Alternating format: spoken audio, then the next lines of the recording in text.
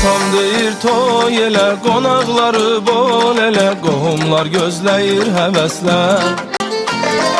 Anam deyir tez elə, toy evini bəzəyək, yaşın ötür biraz tələssən.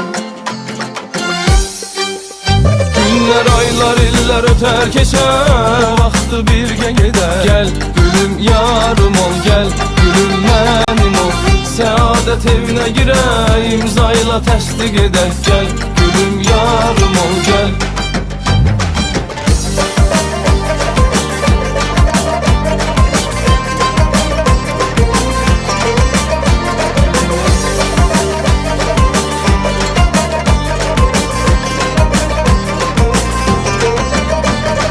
Evə gedə bilmirəm, zəngə cavab vermirəm, sən deyirsən hələ tələsmə.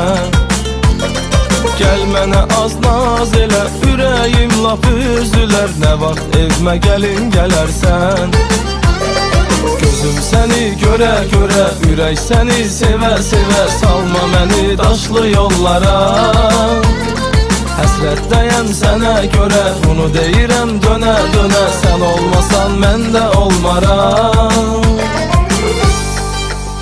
Günlər, aylar, illər ötər keçər, vaxtı birgə gedər. Gəl gülüm yarım ol, gəl gülüm mənim ol, səadət evinə girək, imzayla təsdiq edək. Gəl gülüm yarım ol, gəl.